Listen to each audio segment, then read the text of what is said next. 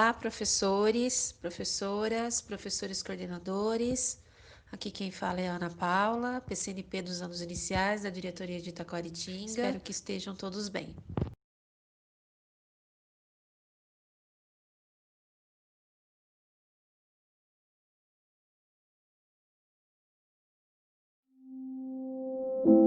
Sei que a gente se acostuma, mas não devia. A gente se acostuma a morar em apartamentos de fundos e a não ter outra vista que não as janelas ao redor. E porque não tem vista, a gente logo se acostuma a não olhar para fora. E porque não olha para fora, logo se acostuma a não abrir de todo as cortinas. E porque não abre as cortinas, logo se acostuma a acender cedo a luz. E à medida que se acostuma, esquece o sol, esquece o ar, esquece a amplidão.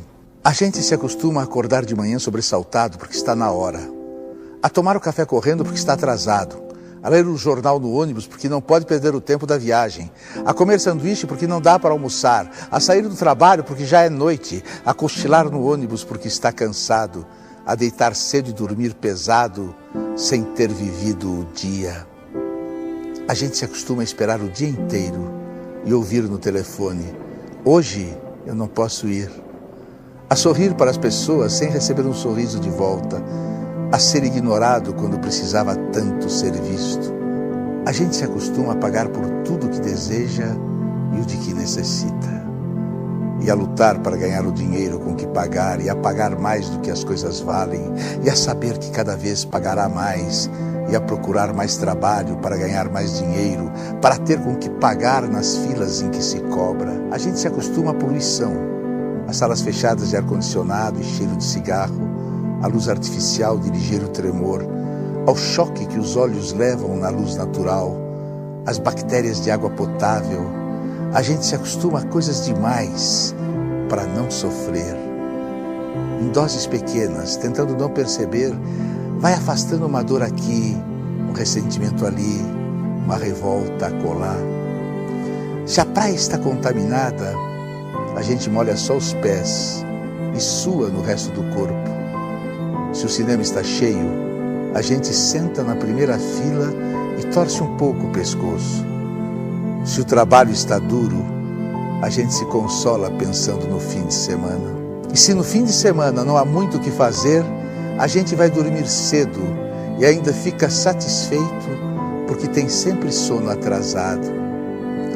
A gente se acostuma para não se ralar na aspereza, para preservar a pele, se acostuma para evitar feridas, sangramentos, para poupar o peito. A gente se acostuma para poupar a vida, que aos poucos se gasta, e que gasta de tanto se acostumar e se perde de si mesma.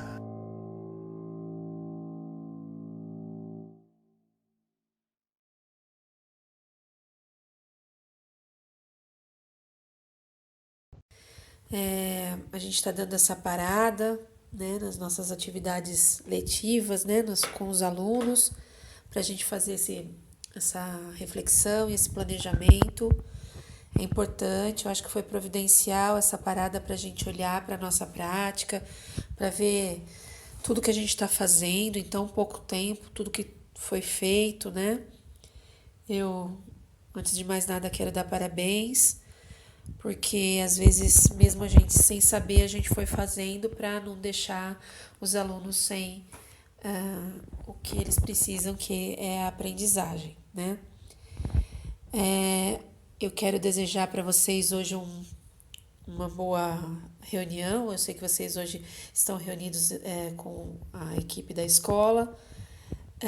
Eu só tenho algumas coisas que eu gostaria de pontuar para que a gente faça cada vez melhor o nosso trabalho, né? Primeiramente, eu acho que não dá para a gente esperar, gente, que a aprendizagem dos alunos aconteça da mesma forma que acontece nas aulas presenciais. A gente não pode colocar as mesmas expectativas sobre a aprendizagem dos alunos no modelo à distância, né? Porque nunca vai ser a mesma coisa, não tem como, né? Então, e aí, às vezes a gente acaba se frustrando porque às vezes a gente acha que o aluno deveria ou precisaria render um pouco mais, mas essa situação é completamente diferente daquilo que a gente vive em sala de aula.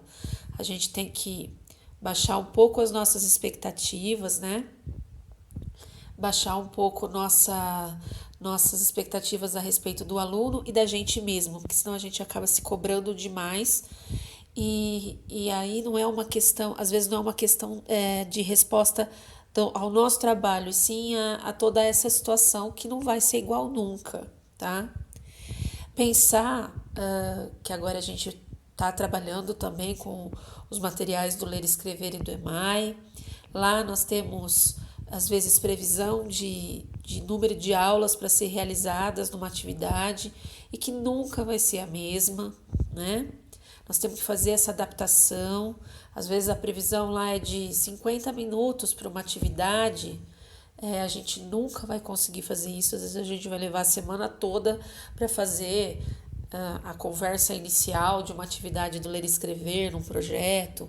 Então a gente tem que fazer toda essa adaptação, essa adequação e saber que isso é normal. Isso é possível, isso pode. Às vezes a gente fica pensando se a gente pode fazer isso, mas é uma situação completamente diferente de quando a gente está trabalhando presencialmente, né? Prestar bastante atenção na devolutiva que a gente dá das atividades, né? Para não deixar nenhuma questão com equívoco. Às vezes um aluno dá uma resposta que não está correta, a gente precisa fazer a correção. Então, tudo isso requer muita calma, requer muito tempo, porque se a gente for querer fazer no mesmo tempo em que a gente fazia na sala de aula, vai ser impossível, tá? E aí a gente vai se frustrar cada vez mais, né? Então, a gente tem que ter essa clareza, é o que muita gente está chamando da nova realidade. A gente tem que lidar com isso enquanto a gente estiver nesse trabalho à distância, tá? Depois, tudo isso vai ter que ser recuperado, vai ser um trabalho que não vai terminar esse ano. As consequências dessa pandemia toda, a gente vai ser refletida no próximo ano e até no outro, mas a gente tem que colocar em mente que o quê? Nós não temos culpa, primeiro, e em segundo, nós temos que fazer alguma coisa. Então vamos fazer o que nós podemos com calma, né? Não vamos atropelar. Olhar para as habilidades, ver se os alunos já estão resolvidos, já adquiriram aquela habilidade. E aí sim passar para a próxima, né? Não ter pressa de cumprir o currículo. O currículo é adaptável, nessa situação ele tem que se adaptar, né? Porque senão vai ser um tempo jogado fora, né? E a gente não pode perder esse tempo, nem nosso, muito menos do aluno, que precisa disso, né? A cognição dele, a aprendizagem dele não parou, né? Ele parou de frequentar a escola, mas ele não parou de aprender. Então, a gente tem que oferecer algumas situações possíveis que ele consiga aprender com direcionamento, com planejamento, né? Nosso trabalho é o quê? É ter uma intenção na aprendizagem do aluno, tá? A resposta vai ser a mesma? Nunca. Né? Por N motivos, pela falta de interação com os colegas, com o professor, a falta de preparo, a falta de amparo dos pais. Então a gente tem que lidar com uma situação extremamente complexa e extremamente difícil. Então não dá para a gente cobrar o mesmo resultado, mas a gente também não pode ficar de braços cruzados, né? Nós temos que fazer o nosso melhor, fazer aquilo que a gente pode fazer e da melhor forma, tá? Como vocês já estão fazendo, tá, gente? Eu tô vendo trabalhos incríveis e se vocês conseguirem atingir o máximo possível da sala, 100%, é extremamente difícil. Mas se vocês conseguirem o máximo possível, a gente já está no lucro, né? Eu sei que parece frio falar dessa forma, mas não é. A gente tem que tentar, a gente não pode desistir, a gente não pode desanimar, né? A gente, como eu disse na ATPC na última TPC, nós somos os adultos da relação. Então a gente tem que manter a calma e direcionar o trabalho para que seja mais bem feito, mais efetivo, tá? Eu gostaria de pedir só algumas atenções no sentido assim, quando vocês forem gravar áudios, videoaulas que estão sendo incríveis, que eu estou gostando demais, eu e todo mundo, né? Tomem sempre muito cuidado com a língua portuguesa, né?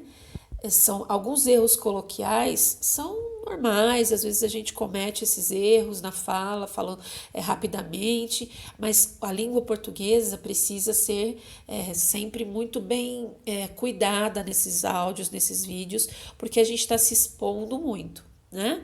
A gente está deixando isso gravado, a gente está às vezes compartilhando em mídias sociais, Facebook, Instagram, no próprio WhatsApp, que pode ser compartilhado em outros, e aí a gente tem que tomar muito cuidado. Nós somos professores, nós temos que primar pela qualidade do nosso trabalho. Então, depois que gravou, escuta o áudio, vê se tá legal, aí manda, né? Se tiver algum probleminha, eu sei que dá trabalho. Esse áudio aqui mesmo eu já regravei umas 3 vezes, porque às vezes a gente pensa numa coisa na hora de falar e na hora de falar fala outra, mas a gente tem que tentar minimizar todas essas questões, porque nós somos exemplos, né? Somos exemplos para os nossos alunos e agora a gente está sendo exemplo para as famílias, porque está chegando até eles tudo isso todo o nosso trabalho. Tá? Então, nas orientações que vocês dão para os alunos, nas orientações que vocês dão aos pais, tomem cuidado, falem corretamente. Eu oriento assim, que eu escrevo tudo, eu faço um roteirinho para que eu não me perca no meu pensamento, né? E também, às vezes, na própria palavra, nas próprias palavras que a gente precisa saber a pronúncia, né? A concordância. Eu falo que isso, às vezes, a gente faz automaticamente. Né? No trabalho lá na sala de aula, isso é automático. Então, aqui eu pus nessa tela só para a gente ter algum fundo, o ler e escrever do 2º ano. Então, aqui está uma atividade e aqui está a duração aproximada, 50 minutos. Então, pensar nessas questões. A gente tem que, aqui está propondo agrupamentos, aqui está propondo coisas que às vezes a gente vai ter que adaptar, fazer uma adaptação dessas atividades para poderem ser realizadas. Tá? Com muita calma. Se tem dúvida nessa adaptação, consulte o professor coordenador. Se ele também tem dúvida, às vezes ele fala, será que pode ser feito isso? Ele conversa comigo, a gente vai estudar o projeto e aí vamos tentar fazer da melhor maneira possível, tá bom?